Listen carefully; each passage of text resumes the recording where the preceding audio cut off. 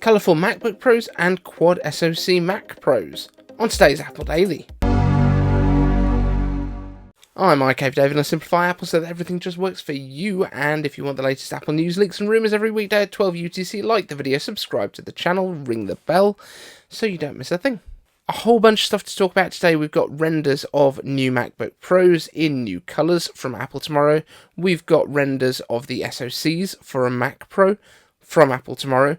But first, and I know you're probably very excited about this, Apple has released 3 new case colours for the iPhone 12. I know, it's shocking that they didn't put on a special event. However, we have these 3 new colours. We have electric orange, we have cloud blue, which is light blue, and sunflower, which is either the orange one or the red one. I don't really know which one they've decided is going to be called electric orange and which one is sunflower, based on this picture. So we'll move on from this bit. And this is a part that you're going to have to just indulge me on a little bit. The producer of Pokemon Go, Niantic, is working on a Transformers AR game. Oh, that sounds like so much fun. I have to say, I am a huge fan of Transformers, or at least I was with the original stuff. I'm hoping that it will be more along the lines of the Transformers Cybertron game than it is along the lines of the Michael Bay-verse of Transformers that we've had over the previous years, although I'm almost certain it will be the one that I didn't want. But you might have noticed, if you've been watching for a really long time, there used to be an Optimus Prime that lived up on that shelf behind me. You might also have noticed that these displays have moved a little bit. We've changed the angles of things on the desk. It's not as big of a change as I expected when we've actually put the camera on. So I feel like I've done a lot of work for very little gain. But a Pokemon Go style, potentially, Transformers game with Transformers that you can watch in AR through your phone, or maybe glasses or a headset fairly soon, we don't know, but it seems like that's the sort of thing that would work very well on a headset. Let's just fingers crossed and hope that we can all be interacting with Transformers in the very near future on our cool Apple headsets. Next up, this is a bit of a weird one. We have Wonkey iMacs, the new 24-inch iMacs. There have been a few production issues. It looks like it's only on a handful, but people are reporting that their iMac does not sit quite level on their desk, even though the base is nice and flat and it's all a flat desk. The actual display is not necessarily lined up particularly well with the bases. A little bit of a quality control issue there. It's only about 1 millimeter off either side, so hopefully, I believe Apple is replacing these where there is an issue, so if you happen to have one, probably worth just checking that your screen is nice and flat. And also, are Beats Studio Buds a better deal than AirPods Pro? So the Beats Studio Buds did release yesterday, as expected, or at least they were announced. They're not on sale, I don't believe. I think they're on pre-order now, maybe, and then you can order them for delivery from the 24th, so not too long to wait now. 10 days, I think, so it'll be not this Friday, but the following Friday. They have a few advantages over the AirPods, so you've got, for the people that really care about this, USB-C charging instead of Lightning, which is nice, and it also, I think, plays into my thoughts on what the Beats are and the reason they still exist, which is that Apple wants to sell stuff to people that use Android, and people on Android probably don't want AirPods. They probably don't want that Apple branded thing. But Beats is probably far enough still away from Apple's own brand, in terms of customer perception at least, that they can get away with doing that. But USB-C charging makes all the sense in the world for that, because obviously pretty much anything outside of an iPhone uses USB charging.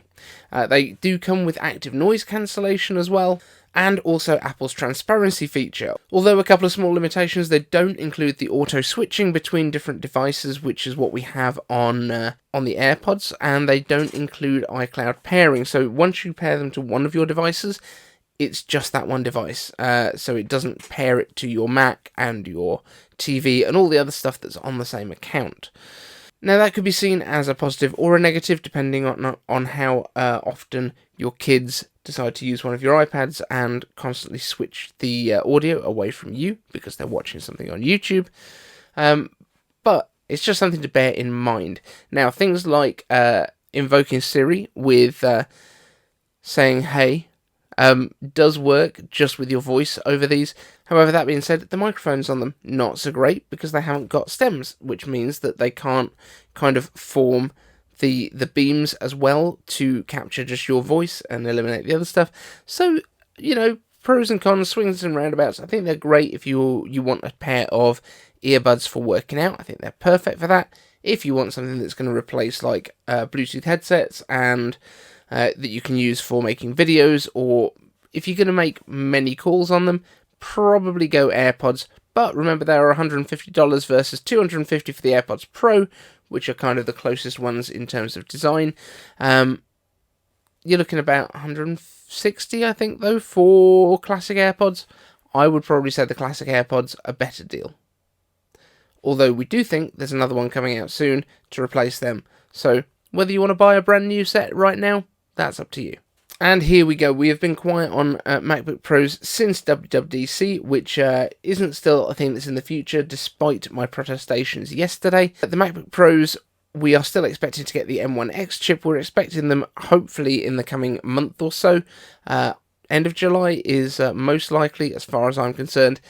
Someone was asking yesterday about whether they will just be dropped in a press release. I really hope not, because if they are, then it probably means that the performance isn't that great and Apple wants to kind of just sneak them out quietly. So hopefully not that, but 16-inch and 14-inch models coming very soon, we hope, followed by the iMac Pro. But let me know what you think of these colours. You've got the copper in there, there's a cool blue, and can't remember what the other one is at the time of recording, but I'm sure it looks lovely. Thanks, Sard. Don't forget, go and check out Apple Tomorrow on Twitter if you want to see more of his work, or if you have any projects that you need assistance with. And before we leave Apple Tomorrow's stuff altogether, the Mac Pro. Now, I've asked him to make this one up for me just to demonstrate what I'm talking about, but we've talked in the past about why the Mac Pro will most likely use multiple M1X chips instead of one huge M-series chip. But for the sake of anyone that's new to the channel, let's just run through that really quickly as well. The issue that Apple potentially has is that the Mac Pros are going to sell very, very few units in comparison to anything else that they do. Probably, I would say it's in the order of maybe 10,000 a year, whereas between November and the end of the January quarter, I think Apple sold about 8 million of the M1 MacBook Pro, MacBook Air, and Mac Mini combined.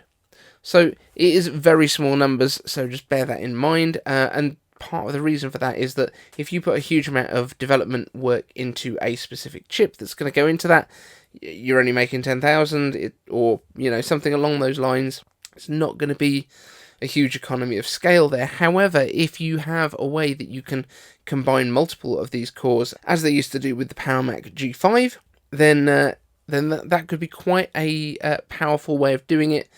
4 of these laid out in a square configuration, almost like a cross configuration, in fact, I think is going to be the most likely way, with a form of like Infinity Fabric type stuff in between to communicate between those cores. Each of those cores still having its own RAM, its own unified memory attached to it. For each of the SoCs, you're going to have 2 efficiency cores, 8 performance cores, which gives you a total on 4 of those of 8 efficiency cores and 32 high performance cores. Plus, of course, you're going to get your GPUs on there as well. You could well be looking at a pretty mammoth system there. But yeah, in terms of economies of scale, it just doesn't make sense for Apple to make extra chips for those where they could use multiple M1Xs potentially.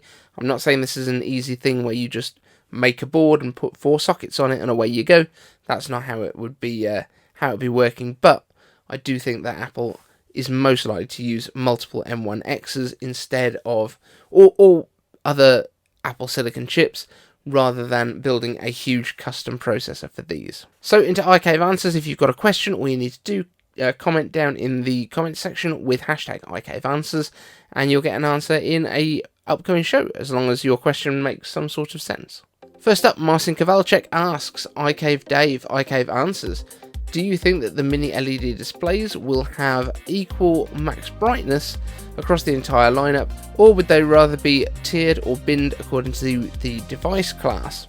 So I don't think that Apple is going to do this. I think all of the displays are pretty much going to be perfect. The brightness on these, by the way, is 1000 nits peak brightness, or that's for sustained brightness, and 1600, which is the same as the Pro Display XDR in terms of brightness, which is just mind-blowing. So I don't think they're going to grade these specifically, because I don't know of any manufacturing issues in these displays that would cause them to be kind of fine at lower brightnesses, but not at the full brightness.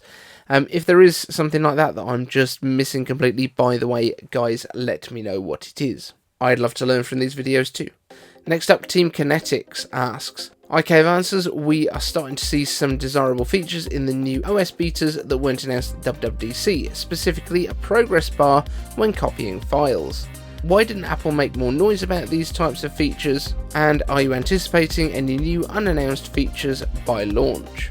There is always stuff added between WWDC and the actual event. There's always ways that things work that maybe get slightly adjusted, because when you try to do it in the real world, it's just not as easy as everyone thought.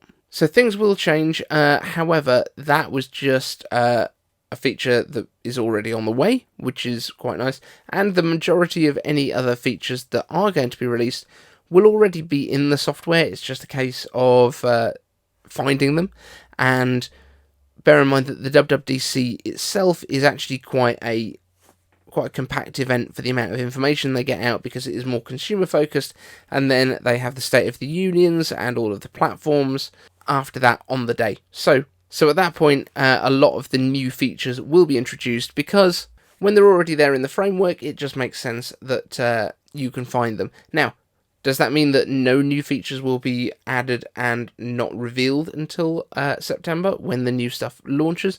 Absolutely not. They quite often will do that. However, things like FaceTime video with the blurring in the background, that will come to the main cameras, probably only on certain models, because it is probably going to be quite computer intensive to run it, but they will be coming. Julius Teja, trying to decide between the new iPad Air or the 2018 iPad Pro 11-inch. I think the Pro is better for creative work. So it's quite a simple one to actually work out this. We've talked about this in the past. So the advantages that the Pro will have over the iPad Air are things like ProMotion, so you get 120 Hz display rate. Face ID instead of Touch ID, so if you're happy with Touch ID, iPad Air. If you really need Face ID, then you need to go Pro anyway.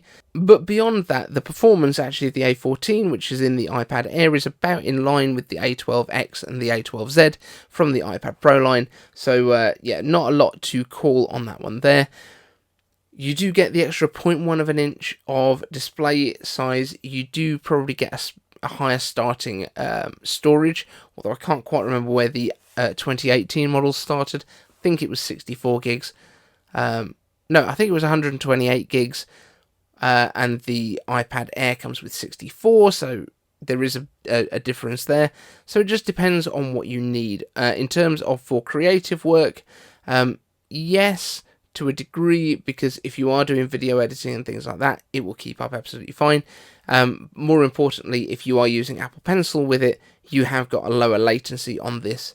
On the iPad Pro, because it's got the 120 Hz refresh rate on that display, so it just looks like the pencil line is coming right from the pencil end and not just kind of floating in midair, like behind where you are. So thanks for watching, guys. We will have another show tomorrow.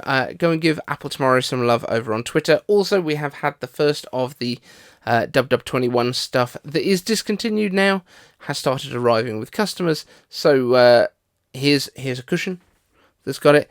We are going to have a new design coming at the end of the month, because I believe that Teespring has a little discount coming up as well, which you can use to save 10% off your order. So as soon as we've got the new design ready, we will put that one out. That's not one that's going to disappear, but it is going to be cheaper at the beginning, because it's kind of like a launch price because of this coupon. So that's kind of fun for everyone. Thank you all so much for watching, and we'll see you in the next show.